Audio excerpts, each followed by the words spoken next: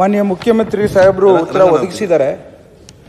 ವಿಶೇಷವಾಗಿ ಮಾನ್ಯ ಮುಖ್ಯಮಂತ್ರಿಗಳು ಕೃಷಿ ಸಾಲದ ಬಗ್ಗೆ ಭಾಳಷ್ಟು ಗಮನ ಕೊಟ್ಟು ಇವತ್ತು ರೈತರಿಗೆ ಏನಾದರೂ ಯಾವ್ದಾರ ಮುಖ್ಯಮಂತ್ರಿಗಳು ಮಾಡಿದ್ದಾರೆ ಅಂತಂದರೆ ಸದನಕ್ಕೆ ಗಮನಕ್ಕೆ ತರಲಿಕ್ಕೆ ಇಚ್ಛೆ ಪಡ್ತೇನೆ.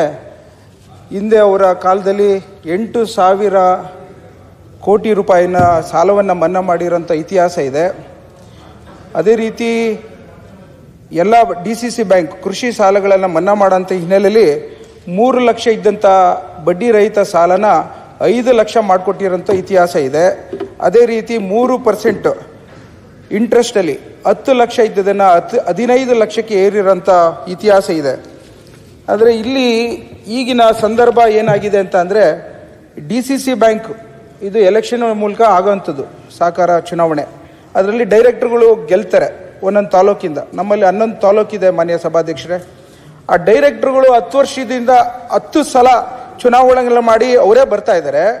ಹೊಸಬ್ರನ್ನ ಯಾವುದೇ ರೀತಿಯಲ್ಲೂ ಸಹಕಾರ ಸಂಘದಲ್ಲಿ ಕೃಷಿ ರೈತರನ್ನ ಸೇರಿಸ್ಕೊಳ್ಳಿಕ್ಕೆ ಅವಕಾಶ ಕೊಡೋದಿಲ್ಲ. ಹೊಸ ಕಾನೂನಲ್ಲಿ 25% ಅಷ್ಟು ಹೊಸಬ್ರನ್ನ ನಾಮಿನೇಷನ್ ಸದಸ್ಯರಾಗಲಿಕ್ಕೆ ಅವಕಾಶ ಇದೆ. ಅದನ್ನು ಫಾಲೋ ಮಾಡೋದಿಲ್ಲ.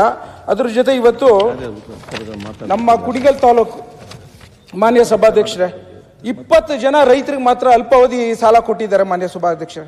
ನನ್ನ ತಾಲೂಕಲ್ಲಿ 4 ಲಕ್ಷ ಪಾಣಿ ಇದೆ. ಸುಮಾರು 1 ಲಕ್ಷ ಜನ ರೈತರಿದ್ದಾರೆ.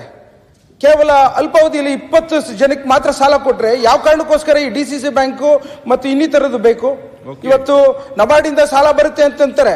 ಅದನ್ನು ಸಹ ತಾನೇ ಟ್ಯಾಕ್ಸ್ ಪೇಯ್ಡ್ ಮನಿ ಅಲ್ವೇ? ಅದು ಭಾರತ ಸರ್ಕಾರದಾಗಲಿ ನಬಾರ್ಡಿಂದ ಆಗಲಿ ಇದು ನಾನು ಕೇಳ್ತಿರೋದು ಮಾನ್ಯ ಸಭಾಧ್ಯಕ್ಷರು ರೈತರ ರಕ್ಷಣೆಗೆ ಬರಬೇಕಾಗಿದೆ. ಇದು ಎಲ್ಲಿವರೆಗೂ ಇವತ್ತು ಬಹಳಷ್ಟು ಜನ ಎಲ್ಲ ಸದಸ್ಯರಿಗೂ ಆಗಂತ ನೋವು ಮಾನ್ಯ ಸಭಾಧ್ಯಕ್ಷರೇ, ಎಲ್ಲಿವರೆಗೂ ನಾವು ಇಂಟರ್ವ್ಯೂನ್ ಆಗೋದಿಲ್ವೋ ಅಲ್ಲಿವರೆಗೂ ರೈತರಿಗೆ ಒಂದು ರೀತಿಯ ಅವರ ಹಣವನ್ನ ರಾಜಕೀಯ ಲಾಭಕ್ಕೋಸ್ಕರ ಕಪಿಮುಷ್ಟಿಲಿ ಇಟ್ಕೊಂಡಿರೋಂಥ ಈ ಸಂಘಗಳನ್ನ ಬದಲಾವಣೆ ತರಲಿಲ್ಲ ಅಂದ್ರೆ, ಇದು ರೈತರಿಗೆ ಆಗಂತ ಅನ್ಯಾಯನ ಸರಿಪಡಿಸಲಿಲ್ಲ ಅಂದ್ರೆ ನಮ್ಮ ಮಾನ್ಯ ಮುಖ್ಯಮಂತ್ರಿಗಳಾಗಲಿ ನಮ್ಮ ಸರ್ಕಾರಕ್ಕೆ ಎಲ್ಲೋ ಒಂದ್ ಕಡೆ ಏನು ಇವತ್ತು ಬಡವರ ಬಗ್ಗೆ ಇರೋಂಥ ಸರ್ಕಾರನ ಕೆಟ್ಟ ಹೆಸರು ಬರಬಾರ್ದು ಅನ್ನೋದಕ್ಕೋಸ್ಕರ ನಾನು ಮಾನ್ಯ ಮುಖ್ಯಮಂತ್ರಿಗಳಿಗೆ ಗಮನಕ್ಕೆ ತರಲಿಕ್ಕೆ ವಿಶೇಷವಾಗಿ ನಿಮ್ಮನ್ನ ಬಳಸ್ಕೊತಾ ಇದ್ದೀನಿ ಮಾನ್ಯ ಸಭಾಧ್ಯಕ್ಷರೇ. ಇವತ್ತು ಕುಣಿಗಲ್ ತಾಲೂಕಲ್ಲಿ ಸುಮಾರು ಎಲ್ಲ ಇವತ್ತು ಮಧುಗಿರಿಲಿ 100 ಕೋಟಿ ಕೊಡುವಂತ ಸಂದರ್ಭದಲ್ಲಿ ನನ್ನ ತಾಲೂಕಿಗೆ ಸುಮಾರು ವರ್ಷದಿಂದ 1 ಕೋಟಿ ಕೊಡ್ಲಿಕ್ಕೆ ಅವಕಾಶ ಇಲ್ಲ ಅಂದ್ರೆ ನಾನು ಎಲ್ಲಿಗೆ ಹೋಗ್ಲಿ ಮಾನ್ಯ ಸಭಾಧ್ಯಕ್ಷರೇ? ಮಾನ್ಯ ಮುಖ್ಯಮಂತ್ರಿಗಳು. ಮಾನ್ಯ ಅಧ್ಯಕ್ಷರೇ, ರಂಗನಾಥ್ ಅವರು ಬಹಳ ಆಕ್ರೋಶದಿಂದ ಕೆಲವು ವಿಚಾರಗಳನ್ನು ಪ್ರಸ್ತಾಪ ಮಾಡಿದ್ದಾರೆ. ಕಳೆದ ವರ್ಷ 24-25ರಲ್ಲಿ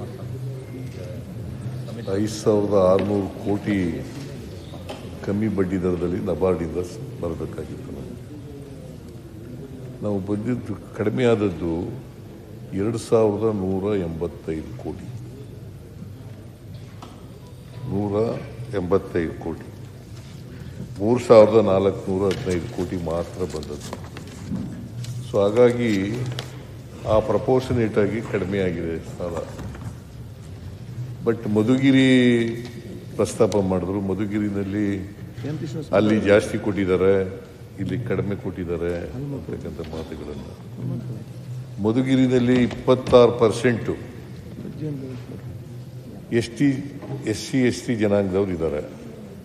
ಕುಣಿಗಲ್ನಲ್ಲಿ ಬರೀ 8% ಮಾತ್ರ SC ಜನಾಂಗದವ್ರು ಇದ್ದಾರೆ. ಹಾಗಾಗಿ ಅಲ್ಲಿ ಸ್ವಲ್ಪ ಜಾಸ್ತಿ ಕೊಟ್ಟಿರ್ಬೋದು. ಈ ವರ್ಷ ಇದು ನಾರಾಯಣ ಸ್ವಾಮಿ ಈ ರಂಗನಾಥ್ ಹೇಳಿದಿರಲ್ಲ ಸರ್, ಕಾನೂನು ಪ್ರಕಾರವಾಗಿ ಏನು ಮಾಡಬೇಕು, ತಾರತಮ್ಯ ಆಗಿದ್ದರೆ ಆ ತಾರತಮ್ಯನ ನಿವಾರಣೆ ಮಾಡ್ತಕ್ಕಂಥ ಕೆಲಸವನ್ನು ಮುಂದಿನ ವರ್ಷದಿಂದ ಮಾಡ್ತೀವಿ ಅಂತಕ್ಕಂಥ ಮಾತುಗಳನ್ನು ಈ ಸಂದರ್ಭದಲ್ಲಿ ಹೇಳಲಿಕ್ಕೆ ಬಯಸ್ತೀನಿ. ನನಗೆ ಮಾನ್ಯ ಮುಖ್ಯಮಂತ್ರಿಗಳಿಗೆ ಅಪಾರ ಗೌರವ ಇದೆ ಮಾನ್ಯ ಸಭಾಧ್ಯಕ್ಷರೇ. ಯಾವತ್ತೂ ಅವರು ರೈತರನ್ನ ಕೈ ಬಿಡೋದಿಲ್ಲ. ಅದರಲ್ಲೂ ಸಹ ನನಗೆ ವಿಶೇಷವಾಗಿ ನನ್ನ ತಾಲೂಕಿಗೆ ಅವರು 1,000 ಕೋಟಿ ರೂಪಾಯಿ ಅನುದಾನವನ್ನು ಬಿಡುಗಡೆ ಮಾಡಿಸ್ಕೊಟ್ಟಿದ್ದಾರೆ ಉಪಮುಖ್ಯಮಂತ್ರಿಗಳ ಒಂದು ಸಂಘಟನೆಯಲ್ಲಿ. ಇವತ್ತು ವಿಶೇಷವಾಗಿ ನನಗೆ ಮುಖ್ಯಮಂತ್ರಿಗಳು ಸಹಕಾರಕ್ಕೆ ಬರಬೇಕು. ಮೊದಲನೇ ಹೆಜ್ಜೆಯಲ್ಲಿ ಏನು ಇವತ್ತು ನಮ್ಮ ಸಹಕಾರ ಸಂಘದಲ್ಲಿ ನಾನೇನಾದ್ರು ಧ್ವನಿ ಎತ್ತಿದ್ರೆ 19 ಪ್ಯಾಕ್ಸ್ ಇದೆ ಸಭಾಧ್ಯಕ್ಷರೇ. ಅದರಲ್ಲಿ ಏನಾರು ಧ್ವನಿ ಎತ್ತಿದ್ರೆ ಅದು ಯಾರೋ ಒಬ್ಬ AR ಇದ್ದಾನೆ ಮಾನ್ಯ ಸಭಾಧ್ಯಕ್ಷ, 2.25 ವರ್ಷದಿಂದ ಸೃಷ್ಟಿ ಮಾಡ್ತೀನಿ ಅಂತ ಹೇಳ್ತಾನೆ, ಇವತ್ತು ಸೂಪರ್ ಸೀಟ್ ಮಾಡ್ತೀನಿ ಅಂತ ಹೇಳ್ತಾನೆ, ಇವತ್ತಿನ ದಿನ ವಜಾ ಮಾಡ್ತೀವಿ ಅಂತ ಹೇಳ್ತಾನೆ. ನಾನು ಮಾನ್ಯ ಸಭಾಧ್ಯಕ್ಷರ ಮುಂದೆ ನಾನು ಕೇಳ್ಕೊಳ್ಳೋಂಥದ್ದು, ಫಸ್ಟ್ನೇದಾಗಿ ಏನು AR ಇದ್ದಾರೆ ಆ ಭಾಗದಲ್ಲಿ ನನ್ನ ತಾಲೂಕಿಗೆ ಸಂಬಂಧಪಟ್ಟದನ್ನು ಒಂದು ಅವ್ರು ಬದಲಾವಣೆ ಮಾಡಲಿಕ್ಕೆ ನಾನು ಅವ್ರನ್ನ ಸಬ್ಮಿಷನ್ ಮಾಡ್ಕೋತೀನಿ. ನಾನು ಆಕ್ರೋಶ ಏನಿಲ್ಲ ಮಾನ್ಯ ಸಭಾಧ್ಯಕ್ಷರೇ, ನಾನು ಮಾತಾಡೋದೇ ಈಗ ಮುಖ್ಯಮಂತ್ರಿಗಳ ಮುಂದೆ ಅಪಾರವಾದ ಗೌರವದಲ್ಲಿ ಕೇಳ್ಕೊತಾ ಇದ್ದೀನಿ. ನನ್ನ ತಾಲೂಕಿಗೆ ರಕ್ಷಣೆಗೆ ಯಾವ ರೀತಿ ಇಲ್ಲಿವರೆಗೂ ಬಂದಿದ್ದಾರೆ, ಇದೂ ಒಂದು ಹೆಜ್ಜೆ ಬರಬೇಕು ಅಂತ ಹೇಳಿ ತಮ್ಮ ಮೂಲಕ ಕೇಳ್ಕೊತೀನಿ ಮಾನ್ಯ ಸಭಾಧ್ಯಕ್ಷರು.